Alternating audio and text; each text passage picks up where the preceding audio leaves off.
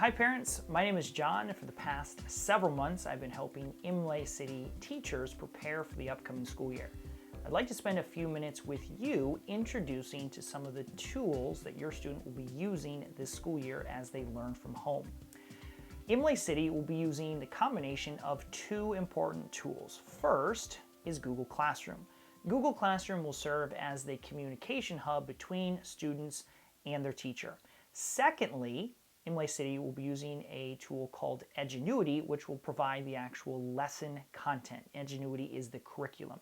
Now, depending on the age of your student, you'll be using either PathBlazer or Edgenuity. Again, both of those will provide the curriculum.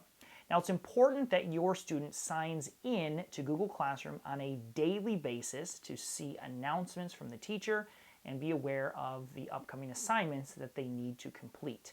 I'd like to give you an overview of Google Classroom so that you can begin supporting your student as they learn from home. Let's take a closer look.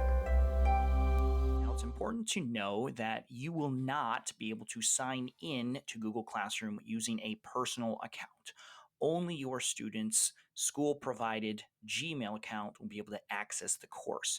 So you'll need to instruct your student to sign in to his or her account using a Chromebook, an iPad, a phone, your family desktop computer. That's what we've done here. So the student is signed in. And we're going to access Google Classroom. You can do that by clicking the Google waffle over on the right side and click on the Classroom app, or you can just type in classroom.google.com.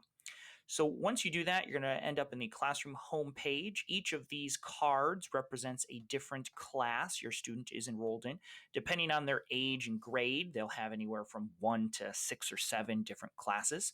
Let's take a look at the first class, English 10. I'm just going to click to open. When you open the class, you're going to end up on the Stream page. The Stream page is kind of the announcement center for Google Classroom. This is where you're going to see announcements from the teacher, updates, reminders, class posts and discussions, things like that. There's no assignments on the Stream page. These are just kind of reminders and updates. To look at the assignments, we're going to head over to the classwork page. That's the second area of Google Classroom. And this is where we'll see all of the learning content. Now, the first thing I want to point out is the topics. This right here and this right here, these are topics. Topics are like folders. They just organize the assignments into collections. Inside of that topic, we have several different things. This is just kind of like an introduction post. This is an assignment, discussion question, assignment, assignment. So there'll be a variety of learning things, anywhere from 1 to 10, just again, depends on the teacher and the age of your student. To view the details for an assignment, we're going to click right on the assignment itself, and that's where we'll see any instructions and attachments provided by the teacher. Now, I always recommend clicking on View Assignment to see the full details for the assignment.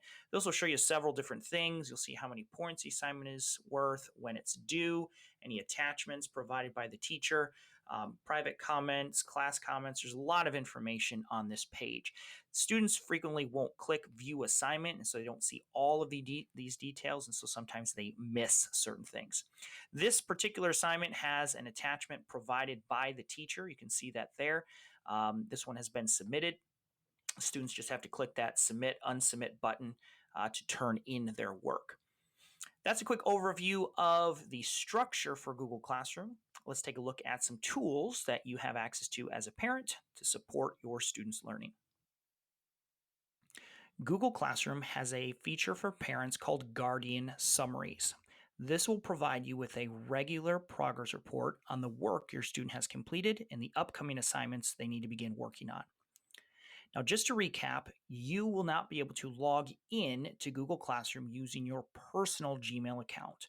Only your student with their school-assigned Google account will be able to access the content of Google Classroom. The progress reports allow you to see updates on a regular basis and have conversations with your students about the work that is missing, completed, and scheduled to be completed soon. Here's how the Guardian Summary feature works. Your teacher must enable this feature and must enter your email address. Make sure that your student's teacher has your current email, and you can even request to begin receiving these progress reports.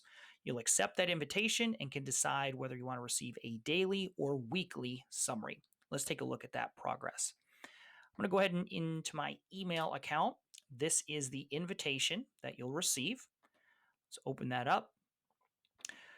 You'll need to accept the invitation, and that will take you to this page here where you can select the frequency of those progress reports. You can select a daily report, which gets sent at the end of each day, around 4 or 5 o'clock on a daily basis, or a weekly summary, which is sent every Friday afternoon. Once you've made your selection, that will be saved, and you'll begin receiving those reports on the progress of your student. Once you've accepted the invitation to receive Guardian summaries, you'll begin receiving those emails. Each summary is divided into 3 parts: missing work, upcoming work, and class activity.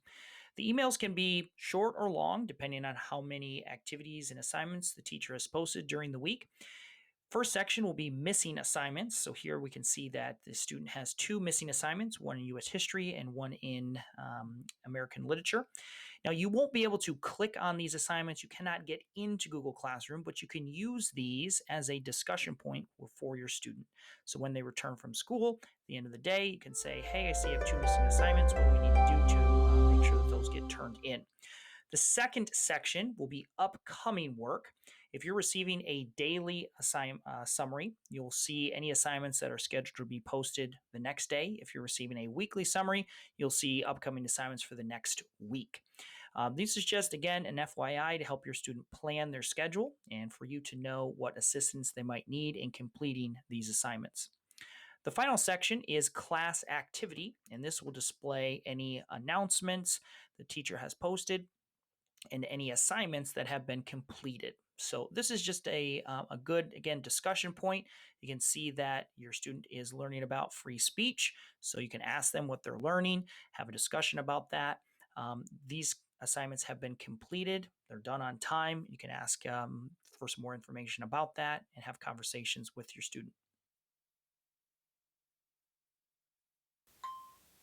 Well, hopefully by now you have a basic understanding of how Google Classroom is organized. You also know about the Guardian Summary feature. You can request those updates from your teacher and you'll begin receiving them. But the question is, what do you do when you find out your student has late or missing work or 5 big projects next week? How do you help them?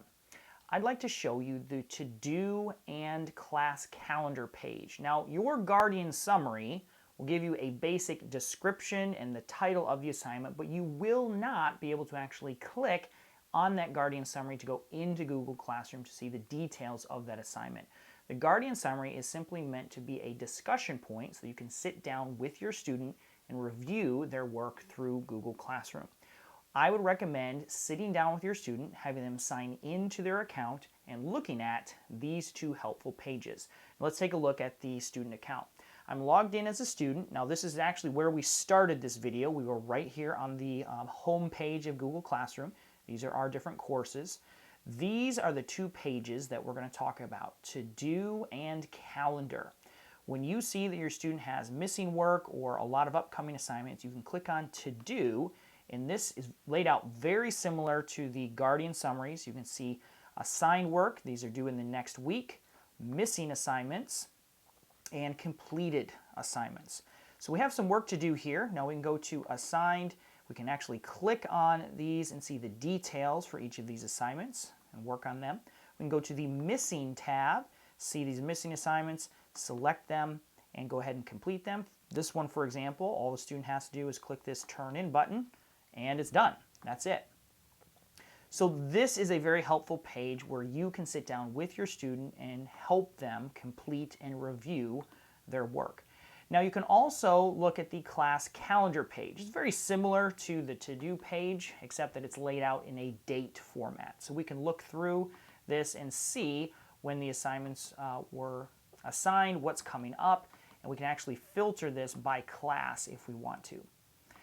When you get that Guardian Summary, review it, sit down with your student, have them sign into Google Classroom, and you can begin reviewing these pages with them. Hopefully that was a helpful overview of Google Classroom and some of the tools that you can use as a parent to support your student.